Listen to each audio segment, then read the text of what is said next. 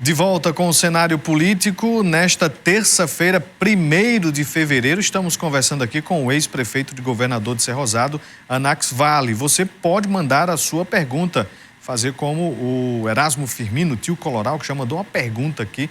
Daqui a pouquinho trago para você que acompanha aqui o nosso programa. E se você quiser interagir conosco, mande a sua mensagem através das nossas redes sociais que aparecem aqui no rodapé da tela. Tem Facebook, tem o Twitter, tem o Instagram, as redes sociais e também o nosso WhatsApp, o preferido do Victor Tanga, através do 98802-8979.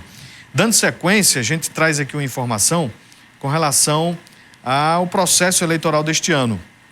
Mais uma afirmação falsa envolvendo aí as eleições deste ano aqui no Brasil vem ganhando força nas redes sociais. Desta vez, o boato diz respeito ao cadastramento biométrico, procedimento de coleta das digitais do eleitorado para a Justiça Eleitoral, utilizado aí para identificar os eleitores e eleitoras no dia do pleito. Acompanhe.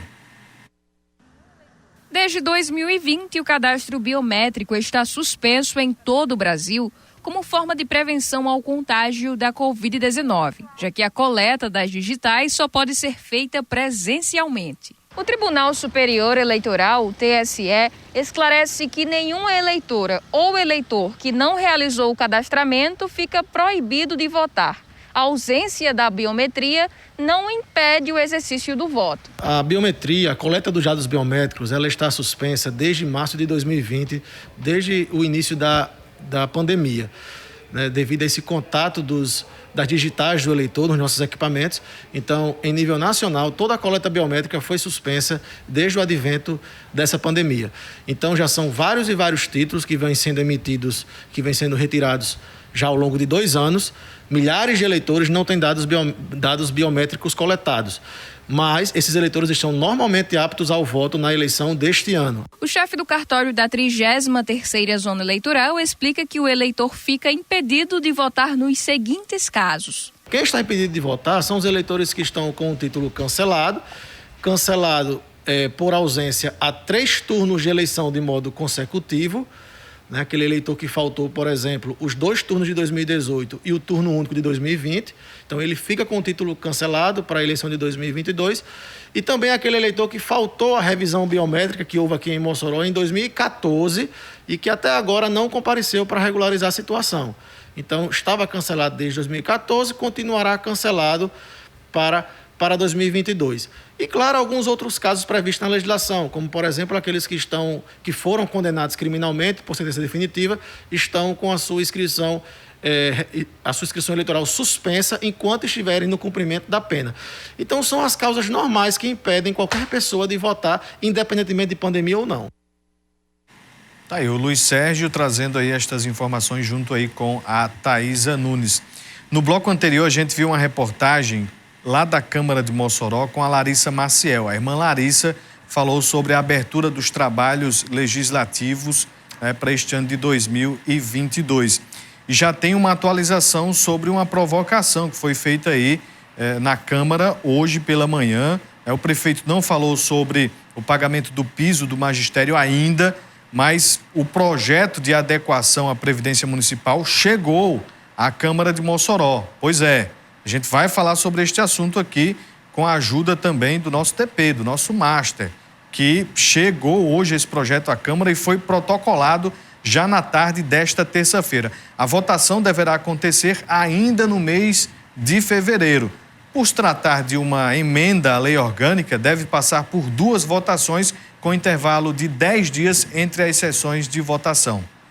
Para aprovação, necessita da maioria qualificada de votos a favor, ou seja, 2/3 dos vereadores, ou 16 votos. Entre as principais alterações propostas no texto está a alteração da cobrança da alíquota mínima de contribuição do trabalhador de 11% para 14% e alterações nas idades mínimas de aposentadoria. Apesar de críticas sobre as mudanças, a Prefeitura de Mossoró alega que as alterações são impostas pela PEC 103 de 2019, editada pelo governo federal, que baliza pontos a serem seguidos por estados e municípios em seus regimes próprios de previdência. Então, a sessão de amanhã, de quarta-feira, que já é normal na Câmara de Mossoró, depois da leitura de hoje, deverá contar com a cobrança da oposição por parte deste pagamento, né, da lei do piso do magistério da educação aqui em Mossoró. Será que o prefeito vai pagar ali o que foi colocado pelo presidente Bolsonaro, 33%? E uma outra questão é como é que segue essa discussão aí com relação à Previdência aqui de Mossoró. Nós recebemos aqui o presidente do Previl, Paulo Linhares, que disse que nada mais do que uma adequação à lei federal e algumas mudanças positivas para o servidor do município de Mossoró. Vamos acompanhar o desenrolar aí destas duas questões que são polêmicas aqui na política de Mossoró. Dando sequência aqui ao nosso programa nesta terça-feira, vamos voltar à nossa conversa aqui com o Anax Vale, ex-prefeito e governador de Cerro Rosado, já agradecendo aqui a audiência do Luiz Antônio, que está nos acompanhando. Muito obrigado, mandou mensagem aqui no nosso Instagram. Doutor Anax, com relação à vida política do senhor, o senhor foi prefeito por 2 oportunidades lá em Governador de Sé, e para este ano de 2022, o senhor se coloca novamente no cenário político com a possibilidade de uma outra missão. Que missão é essa? À disposição, sou pré-candidato a deputado estadual.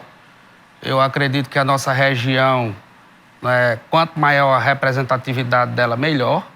Nós teremos mais força para lutar junto ao governo do estado por serviços, por descentralização de serviços, para o desenvolvimento da nossa região. Então, eu estou colocando meu nome também à disposição da nossa região. Nossa região hoje conta Oeste, Médio Oeste e Alto Oeste com, acho que, 6 deputados.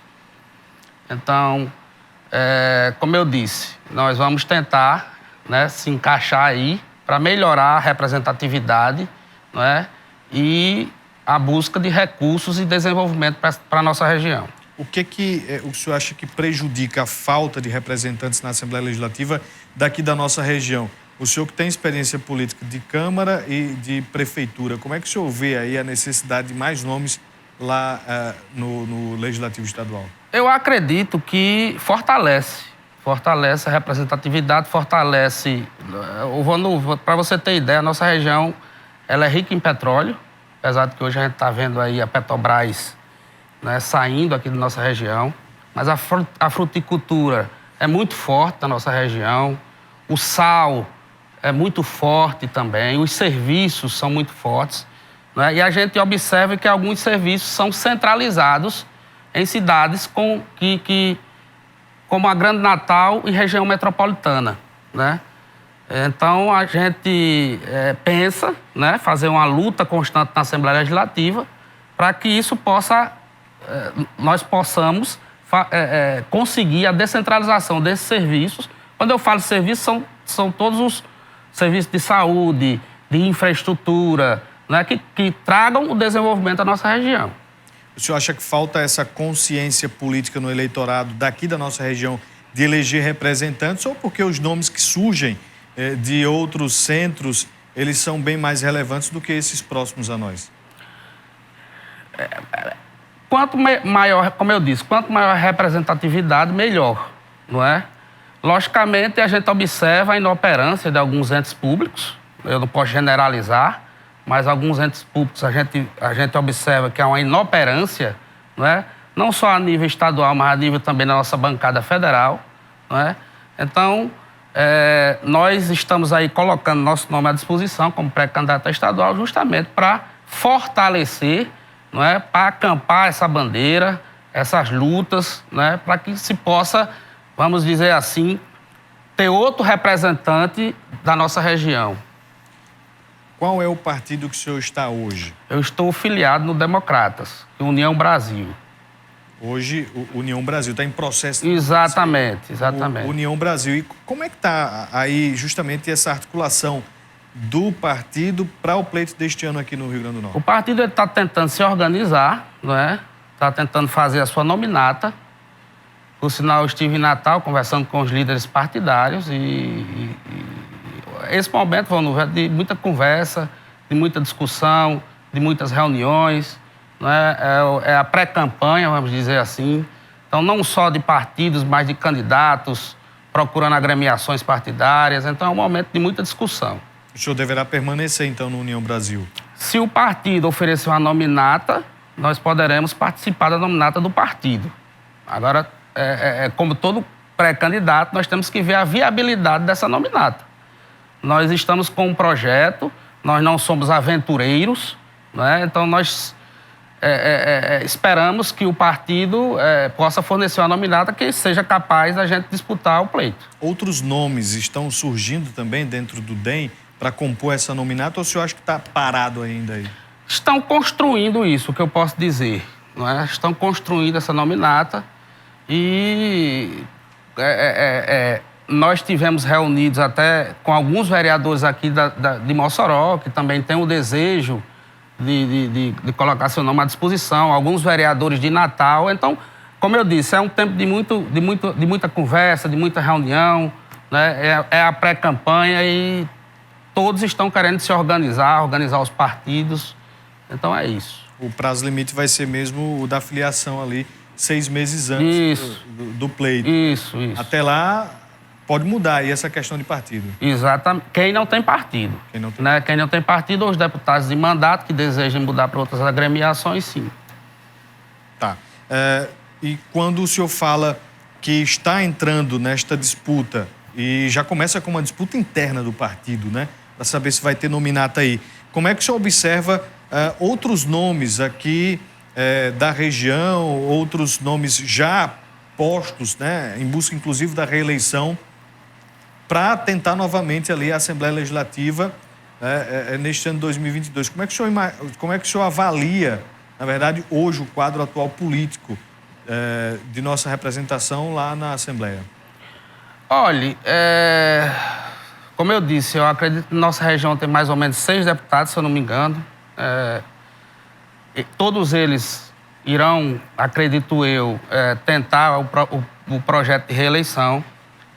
Mas é como eu disse, nesse período há uma conversa constante. Muitos partidos ainda não conseguiram organizar suas nominatas, né? Esse é o período que nós estamos vendo aí o presidente da Assembleia, né, colocando na mídia que já tem, se eu não me engano, 15, 16 deputados no PSDB.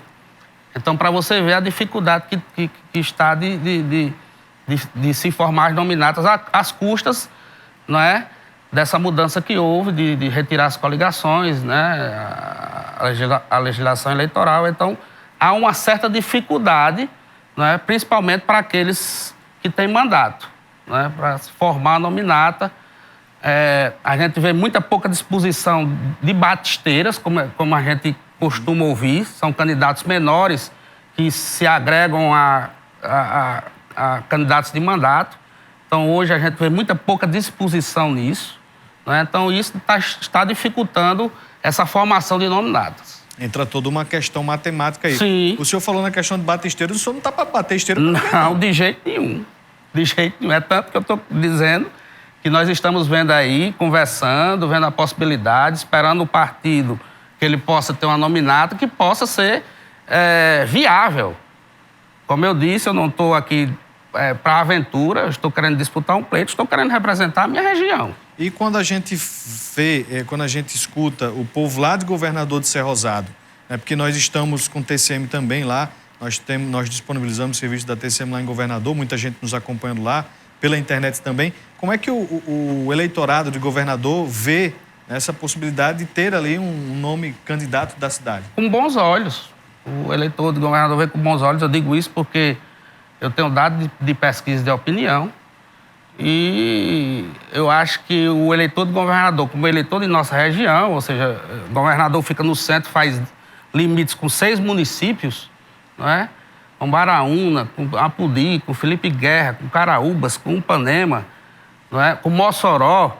Então, eu estou aqui na região, da região de Mossoró, da região do Oeste, propriamente dito, e eu acredito que, assim como o eleitor de Septiense, o eleitor dessa região enxerga a minha candidatura com bons olhos.